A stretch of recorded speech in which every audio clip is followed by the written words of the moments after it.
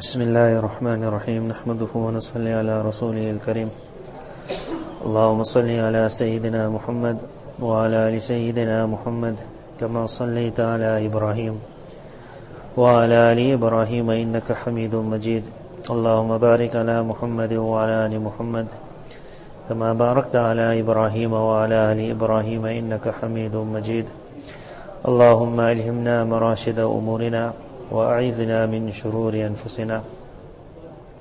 Where we ended off last week is to try to explain that contrary to how the whole world sees success, for everybody else success means money. That is why when a boy is studying, the peak of success means how much you'll earn. That's all. Whether that money will give him happiness, it will give him contentment, it will make him smile, it will demand that he must become rude, aggressive, he must become a Fir'aun. All of that is not looked at. As long as you earn lot, it means you're successful. The entire world has moved. It is only the Sunnah that showed a different picture of wealth.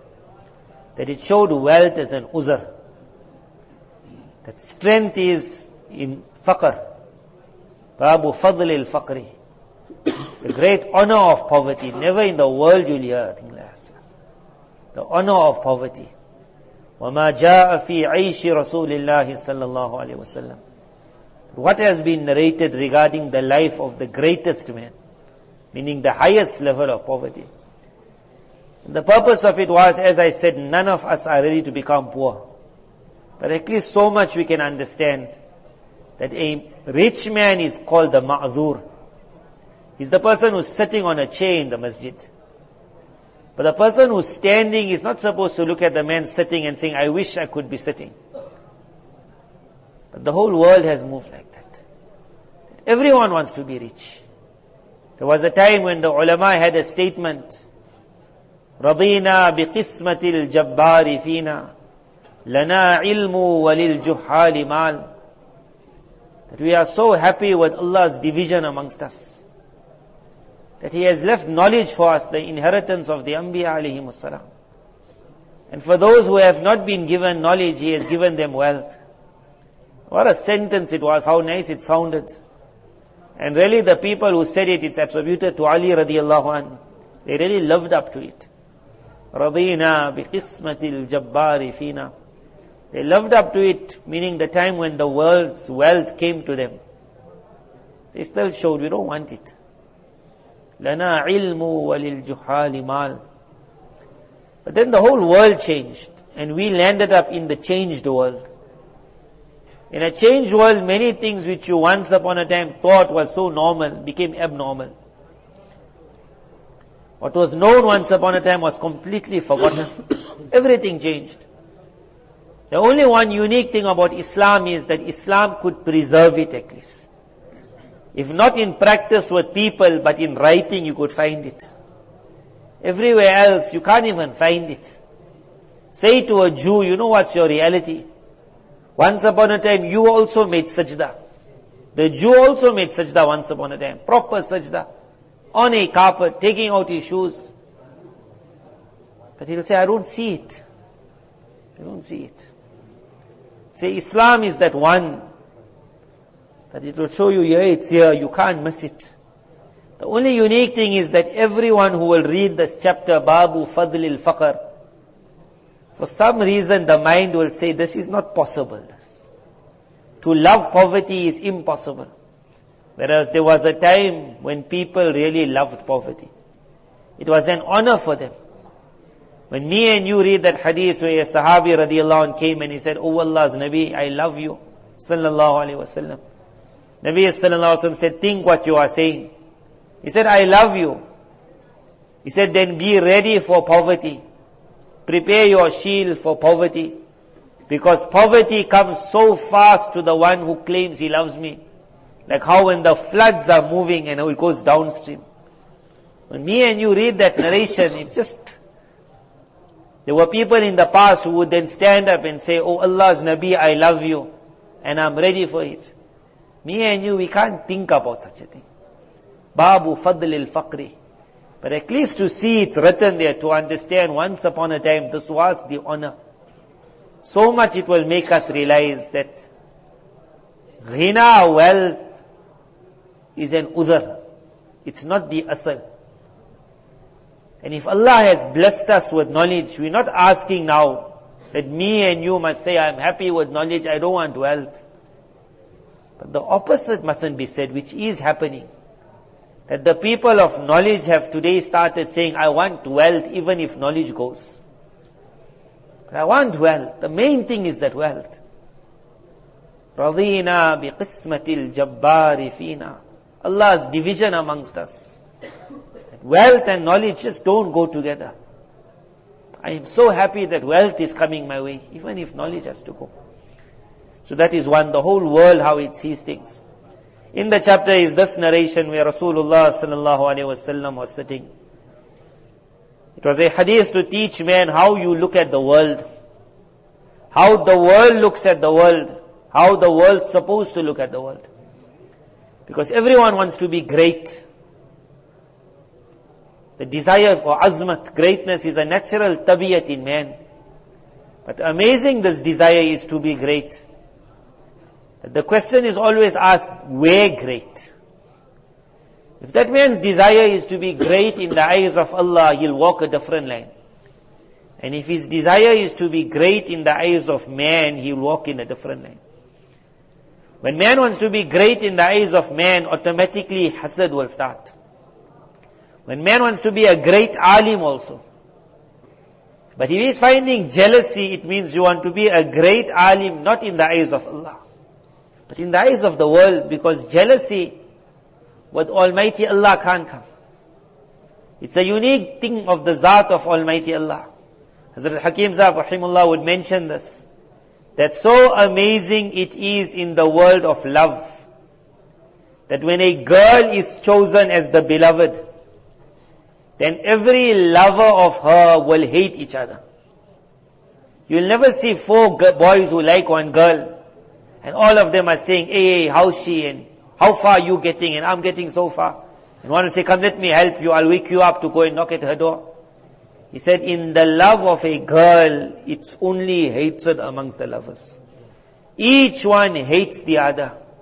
He said, amazing is the love of Almighty Allah. It is the only Zat that between the lovers of Allah there is even more unity. Many years ago when the conflict was taking place, like which tabaqa of deen does the real work? Nowadays, alhamdulillah, that has died off completely. But once upon a time, it is like, who's doing the work? So in one place, it was the madaris. They would say, yahi asal hai.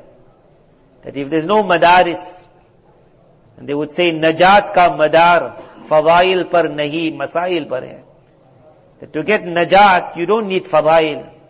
You need masail. If you don't know how to make wuzu, you can know all the fadail of wuzu. Wuzu won't take place. So they said, our madrasa is the asal. And then there was another tabaqa who said, no, fadail is the asal. To sit in a madrasa doesn't benefit anything. You have to go out.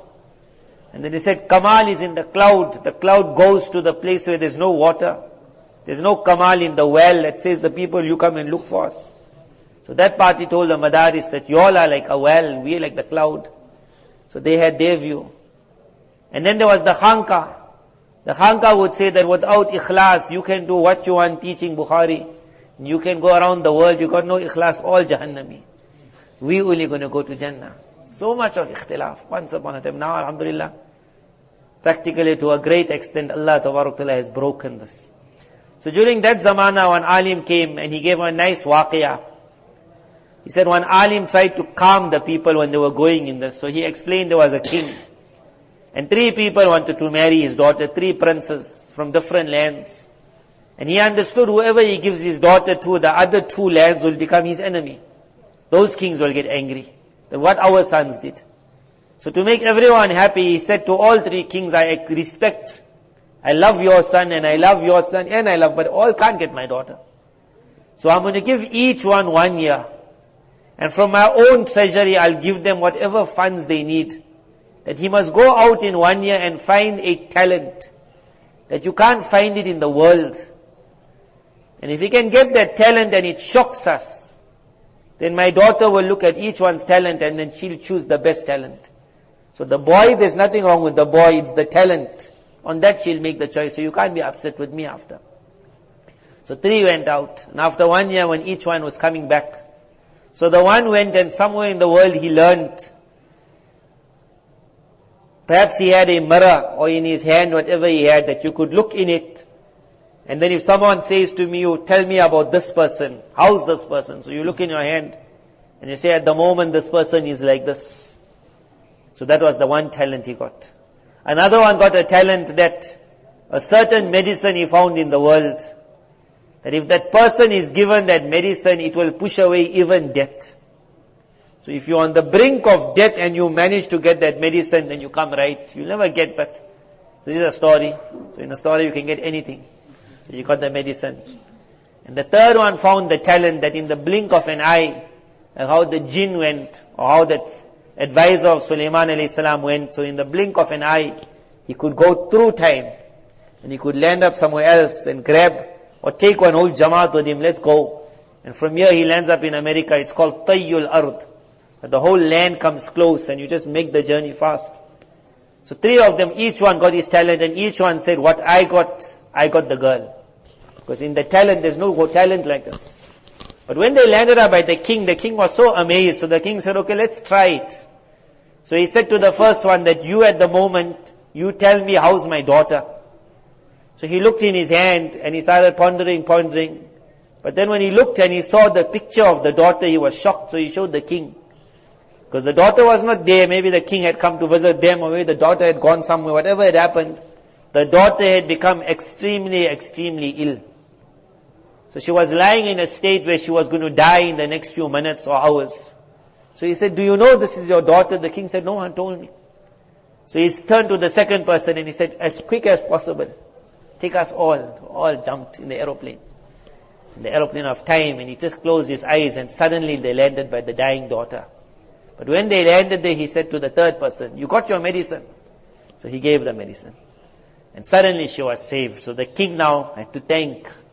So that alim then asked now, that who saved the daughter?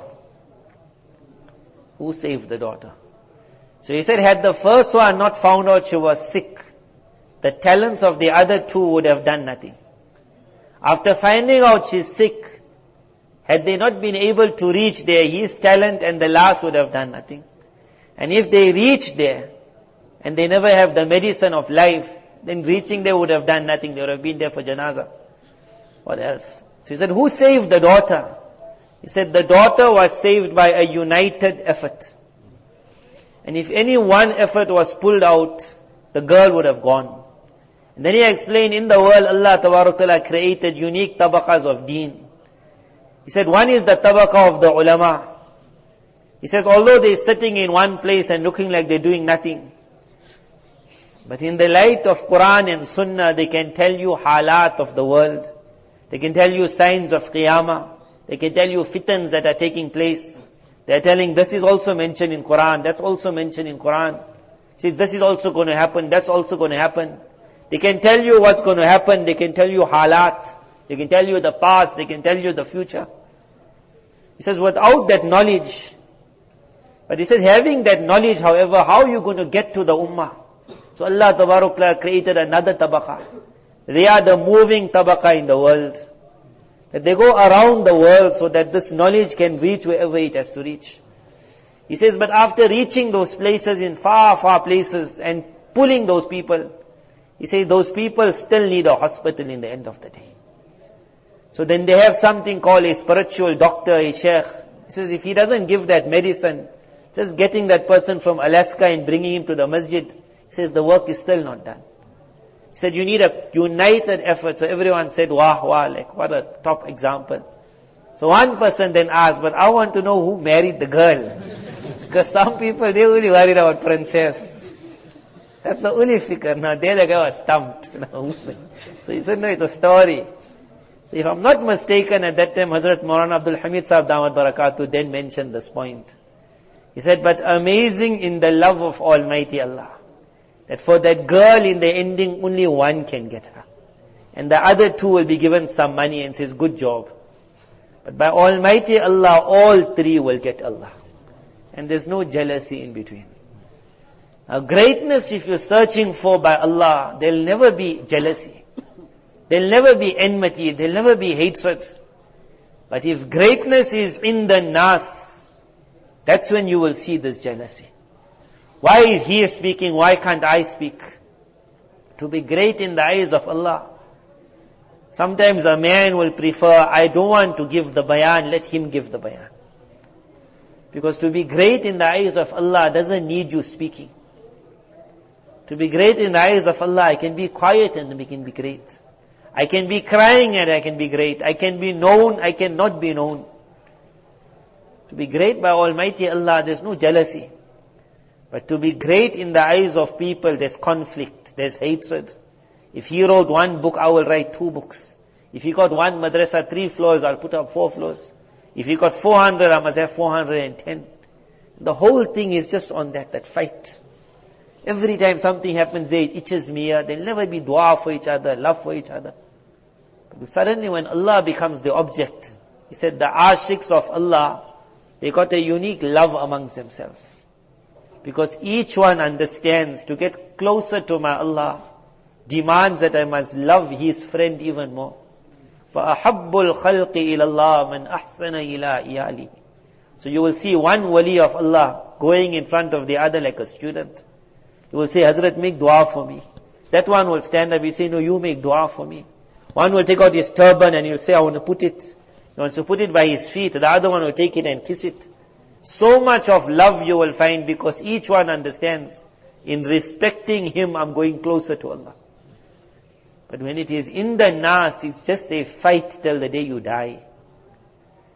So Nabi sallallahu alaihi wasallam, while sitting, one person walked past. So this is the point here. Everyone wants to be great. But great where? The world has taught us money. Money doesn't make you great by Allah. That's where you'll understand fadlul faqr. Can a poor man be great? So the sunnah has shown, yes, sometimes the poor man is much greater. And for a rich man to be greater than a poor man is not easy. For a rich man to be greater than a poor man, where the world will say, a rich man is great. The sunnah showed the opposite. That the rich man is ma'zur. The fuqara will be 40 years in front of the ghaniya. The poor will be 40 years before the rich in paradise enjoying. If you want to be a rich man, and you want to beat the poor in getting into Jannah, you will have to be a unique rich man. Unique. Which Allah's Nabi sallallahu alaihi wasallam then said, وَقَلِيلٌ مَّاهُمْ. Very few they are like that. There are those rich ones who still right in front. But it is not easy. A poor man to get pride is not easy. A rich man not to have pride is not easy. It's natural. A poor man to be hard and stingy is not, it's not easy for him to be stingy. For a rich man not to be stingy is not easy.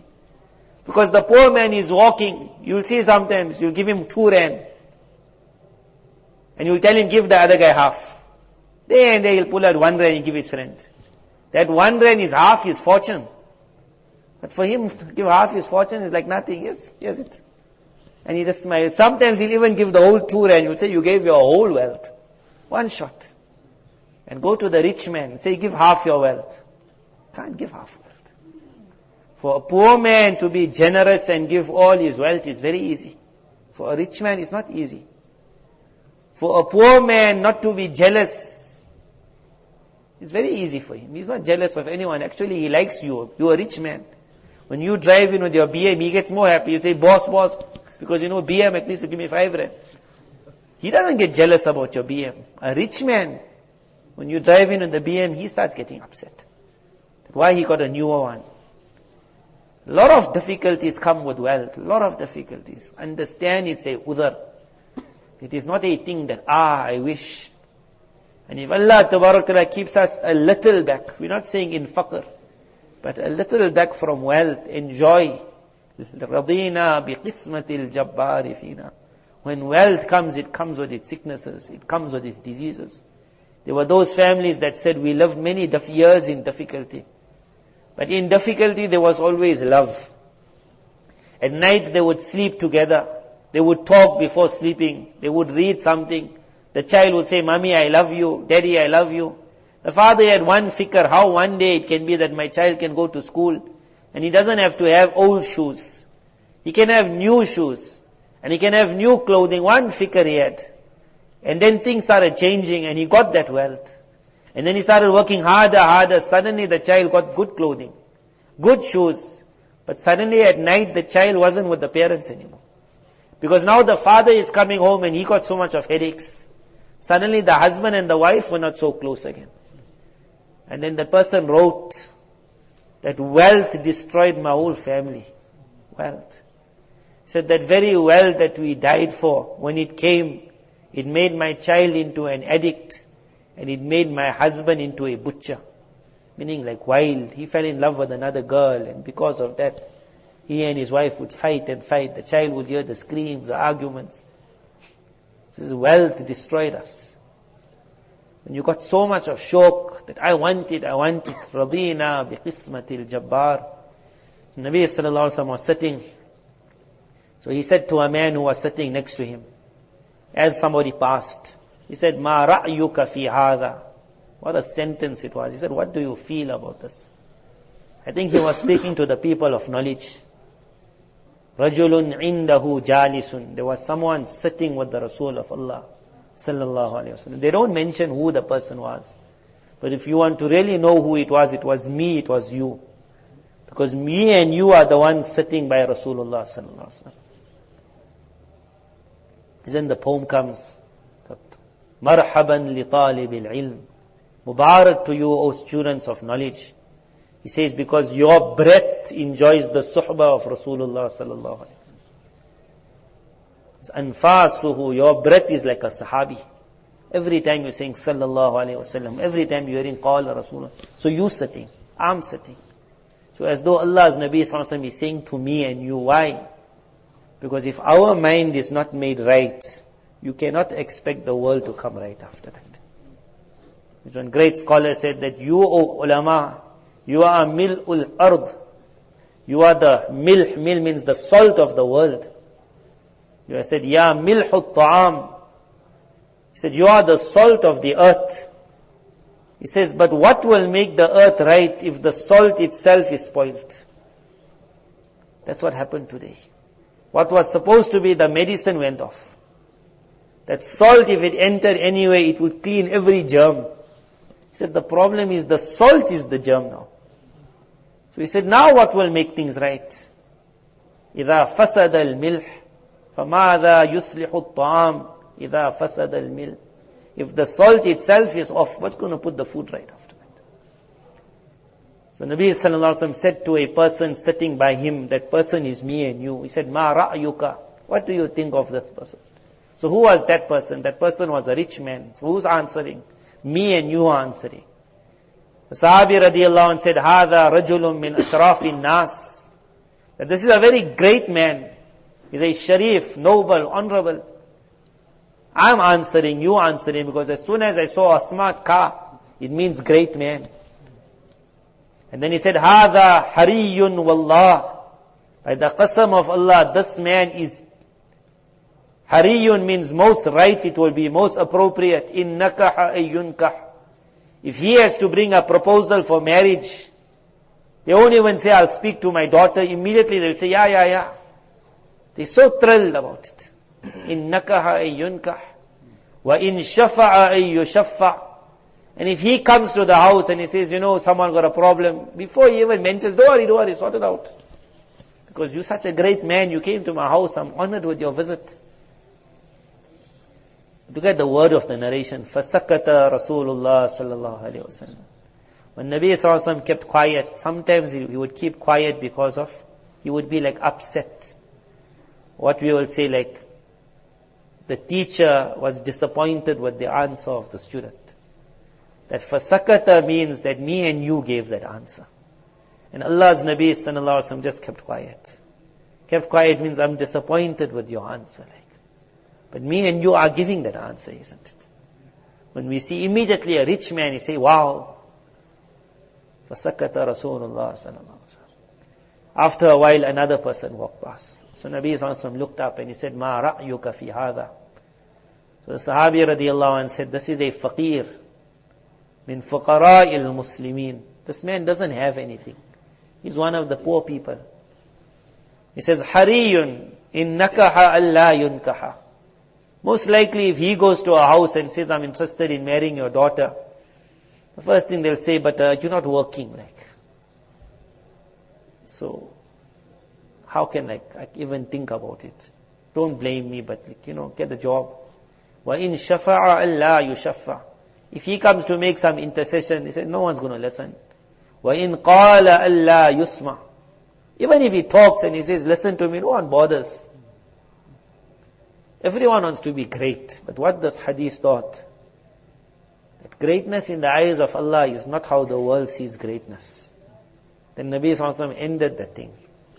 He said, هَذَا خَيْرٌ مِّن مِلْءِ الْأَرْضِ مِثْلُ هَذَا. That if that one, the whole world has to be filled with him. And I'll bring this other one on the side, he will be better than the entire world of this one. Faqr doesn't mean you low, and well doesn't mean you great. Greatness in the eyes of Allah got a different story completely. As I said at the beginning, when I looked at this chapter, Babu Fadl al-Faqr, the first thought I thought about, to speak about faqr, people like death. Once upon a time we would give bayans on death. People say, don't speak about death, someone will die. Every day someone dies, every day. I don't know what the story is, they'll die. After you started speaking about death, people started loving death.